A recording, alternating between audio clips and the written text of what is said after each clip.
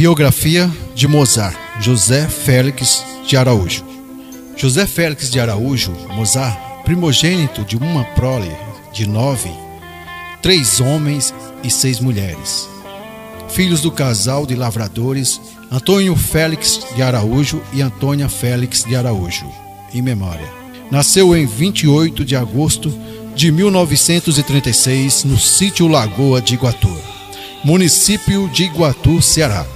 Aos 6 anos de idade, começou a acompanhar seu pai nas pescarias, no ofício de carpinteiro e na lavoura.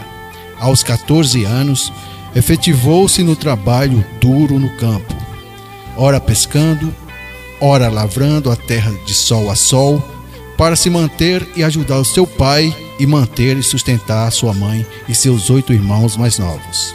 Sem ter condições financeiras, nem tempo de frequentar uma escola regular, alfabetizou-se em sua própria casa em apenas 2 meses de aulas que seu pai pagara a um professor particular.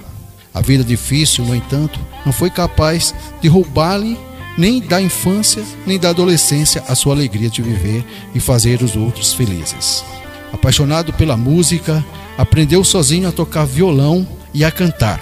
A partir daí, juntamente com seu amigo Zé de Santino, passou a animar as tertúlias que seu pai realizava em sua própria casa para divertir a família e a vizinhança. Por volta de 1958, conheceu a nova vizinha, a jovem Maria Gonçalves de Oliveira, também filha de lavradores que se mudara com a família para a comunidade. Conversa vai, conversa vem, flertes aqui e flertes ali. Resolvem os dois formarem uma nova família. Casam-se em 19 de novembro de 1960. Foi uma grande festa. Da união nasceram 11 filhos, 5 homens e 6 mulheres, das quais uma viera a falecer ainda criança.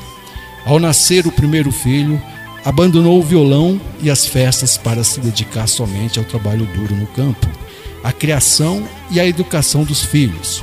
Para estes, foi um pai amável, companheiro e compassivo, sem nunca deixar de ser enérgico nos momentos necessários. Educou-os a cada dia com o exemplo de que o trabalho honesto, o respeito, a bondade e a generosidade são os bens mais preciosos do ser humano.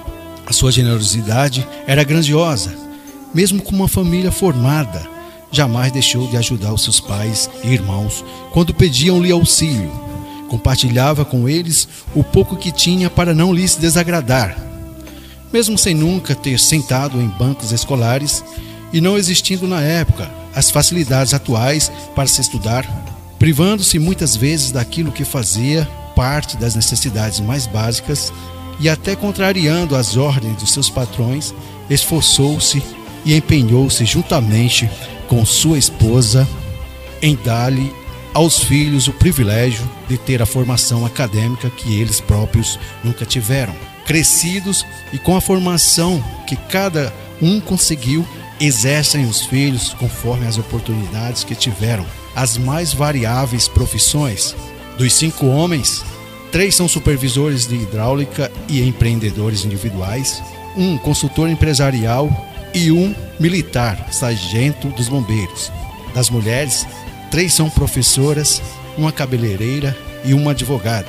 Compõe ainda a família: 4 genros, 3 noras, 21 netos, 1 em memória, e 9 bisnetos. Dos netos, 3 são empreendedores individuais, 1 engenheiro e mestre em engenharia elétrica, 1 advogado, e os demais são estudantes. Em meio à sua história, aos 47 anos, muda-se com sua família para a cidade. Nesta, as adversidades só aumentam, tanto financeiramente como em relação à educação dos filhos, que começaram a sofrer influência das novas amizades.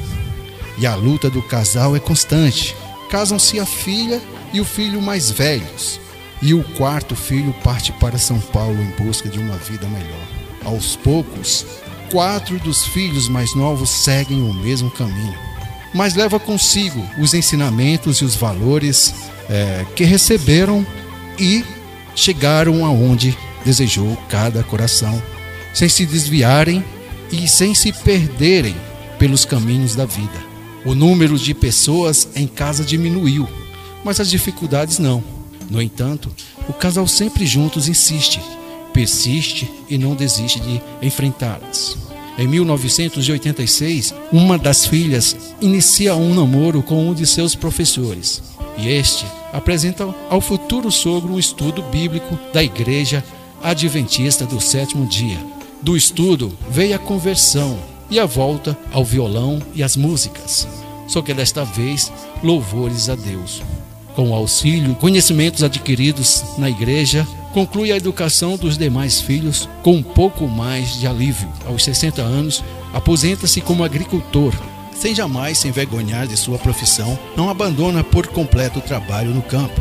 Forte e corajoso, continuou plantando, colhendo e vendendo a colheita para a complementação da renda familiar. As despesas com a família numerosa e o baixo salário impediram que ao longo da vida ele adquirisse uma moradia digna. Mas aos 64 anos, ganha de uma das filhas que foram embora para São Paulo uma bela casa para morar. Com a vida transformada e renovada pela religião e pela nova casa, passou a conciliar melhor o seu tempo e as suas relações, sem murmurar e sem dar lugar à preguiça, nem a nada do mal.